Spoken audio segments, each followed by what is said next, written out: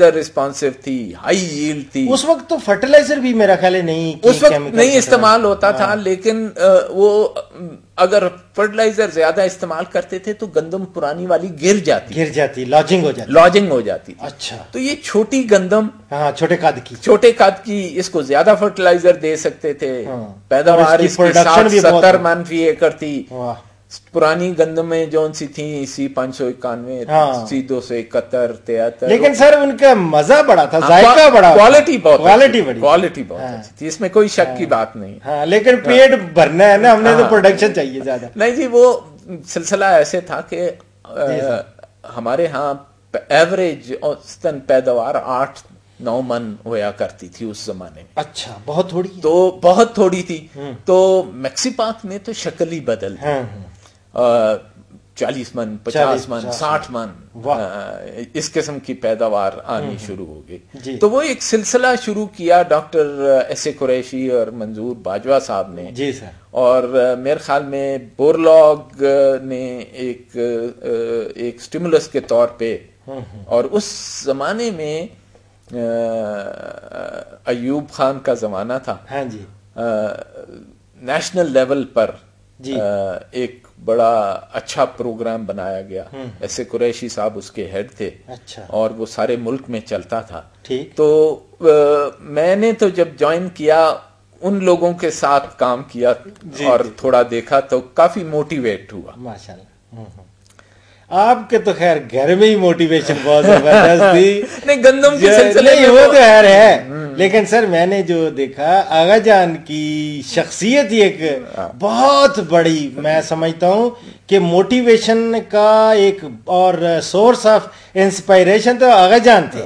مزے کی بات یہ ہے کہ انہوں نے جب میں نے میڈیکل کالج چھوڑا تو انہوں نے پوچھا کیوں بھائی یہ داخلے تو ایسے نہیں ملتے میڈیکل کالجز میں. جی سر. تو کیوں چھوڑ, تو میں نے کہا کہ یہ ذرا زیادہ انٹرسٹنگ ہے. اچھا. تو انہوں نے کہا ٹھیک ہے, یہی جو انٹرسٹ ہے وہیں پہ. ماشاءاللہ. تو اچھا, ٹنڈو جام کے بعد پھر آپ کدھر رہے؟ ٹنڈو جام کے بعد پھر ایٹامک انرجی کمیشن نے جی جون سا ہے نایاب nuclear institute for agriculture and biology Faisal آباد میں بنایا. یہ جس کے ڈاکٹر امیر محمد ہمارے ڈائریکٹر ہوتے تھے. اچھا. اور ٹنڈو جام سے میری ٹرانسفر ادھر ہو گئی, اور پھر ایک اور اچھا وقت گزارا جو جون سا ہے. اس وقت تو ڈاکٹر صاحب آپ ویٹ پہ کام بھی کر رہے تھے مجھے یاد ہے, اور اس وقت ساتھ ساتھ پی ایچ ڈی بھی کر رہے تھے. پی ایچ ڈی بھی کی, ساتھ ویٹ پہ کام بھی کیا. ایٹامک انرجی کا کام جون سا تھا وہ جو مین سٹریم ویٹ ریسرچ تھی پاکستان کی, اس کو سپلیمنٹ کرتے تھے ہم. میوٹیشن بریڈنگ کا کام کیا کرتے تھے. اچھا. تو کیمیکل سے, ریڈیشن سے میوٹیشنز انڈیوس کرتے تھے, اور دو قسم کی میوٹیشنز گندم میں عام نظر آتی تھی. ایک تو شارٹ ڈیوریشن. یہ کسانوں کے لیے بتائیں کہ میوٹیشن ہوتی کیا ہے؟ میوٹیشن ایک جینیٹک چینج لائی جاتی ہے جینیٹک مٹیریل میں ریڈیشنز کی مدد سے. اچھا. اور وہ چینج شعاؤں کی مدد سے ایک بہت بڑا چینج لایا جاتا ہے کروموسومز میں اور جینز میں. ٹھیک. اور پھر جو سیگریگیٹنگ مٹیریل جو اس کے پروجینیز ڈیولپ ہوتی ہیں اس میوٹیشن سے, ان میں سے سلیکشن کی جاتی ہے اپنی پسند کی. اچھا. تو وہ بہت انٹرسٹنگ چیز ہے, انٹرسٹنگ کام تھا. ٹھیک.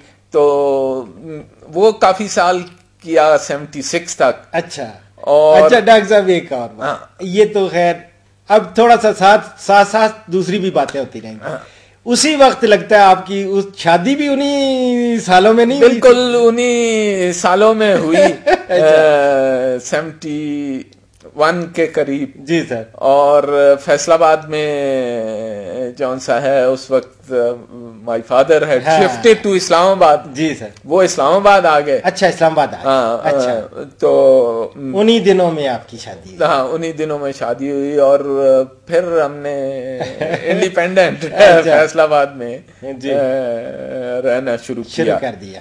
تو وہ بڑا اچھا وقت تھا جی. مجھے ہنسی آتی ہے 500 روپیہ تنخواہ ہوتی تھی اور وہ بھی خرچ نہیں ہوتی تھی. اللہ اکبر. تو سستا زمانہ تھا. سستا زمانہ تھا اور سیٹسفائنگ ایکسپیرینس تھا. ہاں جی. نوکری میں جی سیٹسفیکشن بہت تھی, بہت زیادہ تھی. ہاں جی. تو 75 میں میں نے اپنی پی ایچ ڈی ختم کر لی. جی ماشاءاللہ. اور اس کے بعد 76 میں 76 سے 77 میں پوسٹ ڈاکٹریٹ کے لیے جی میں واشنگٹن اسٹیٹ چلا گیا. اچھا امریکہ چلے گئے. امریکہ چلا. اچھا واہ. اور وہاں واشنگٹن اسٹیٹ پھر ایک بڑی انٹرسٹنگ جگہ تھی. وہ گندم کا گڑھ ہے امریکہ کا. اچھا. اور آدمی دیکھ کے دنگ رہ جاتا ہے کہ گندم کیسے ہوگی. اچھا. 100 میل آپ کو گندم ہی گندم نظر آتی ہے. اچھا, راستے میں کچھ اور نظر نہیں آتا. اور جب کٹائی کا موسم ہوتا ہے تو وہاں جو وہ کمبائنز چلتی ہیں تو آدمی حیران ہوتا ہے کہ وہ ان کو وہ کہتے ہیں پلوس مانسٹرز. اچھا. بڑی بڑی مشینیں, بہت بڑی بڑی ہیوی قسم کی مشینیں ہیں. جون سا ہے نا ایک دفعے میں 20 روز کو وہ کاٹ کے ساتھ ہی گندم صفائی ہو بیگز میں. ہر فارمر جو وہاں ہے اس کا ہر تقریباً فارمر کا اپنا جہاز ہے. اچھا. ہاں. اچھا. اور ان کی ورک شاپس بڑی اور سٹورز بھی بہت بڑے بڑے ہوں گے. ایک فارمر جو ہے نا ہزاروں ایکڑ کا دھیان رکھتا ہے. اچھا. اور ایسی گندم اگاتے ہیں کہ آدمی حیران ہو. ماشاءاللہ. اچھا تو پھر ڈاکٹر صاحب پوسٹ ڈاکٹریٹ کے بعد پھر آپ کدھر رہے؟ پوسٹ ڈاکٹریٹ کے بعد میں پھر نیاب میں. پھر میں واپس آیا جنوری 79 میں. جی جی. اور سچ بات تو یہ ہے جی جی کہ جب میں فیصل آباد آیا جی جی تو وہ فیصل آباد کا رش. اچھا.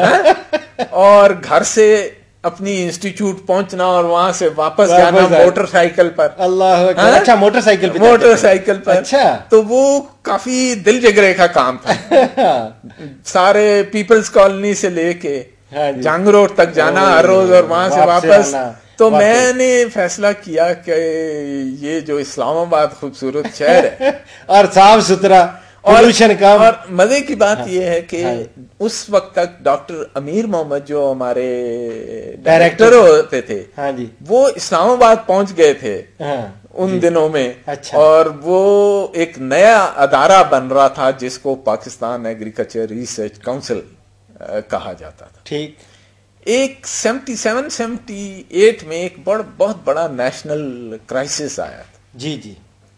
ایک رسٹ کا ایپیڈیمک آیا تھا, ایک بیماری. جی جی. Fungal disease. یہ تو اس دور کی جب ضیاء الحق بھی صدر تھے اور ایک بہت بڑا کرائسس آیا. 2 ملین ٹنز کی شارٹیج ہوئی. گندم بڑے لارج سکیل پہ ملک میں امپورٹ کرنی پڑ گئی. امپورٹ ہو کے کراچی میں وہ ڈمپ کی گئی. وہاں سے اپ کنٹری اس کا شفٹ کرنے کے لیے NLC بنایا گیا. کیونکہ ریلوے کافی نہیں تھی. خیر شارٹ یہ کہ کرائسس بہت بڑا تھا اور حکومت نے سوال پوچھا کہ بھائی ہم تو ایک ایسا ملک ہیں جس میں گندم شارٹ نہیں ہونی چاہیے. تو انہوں نے ڈاکٹر امیر محمد کو ایک چیلنج دیا. اچھا.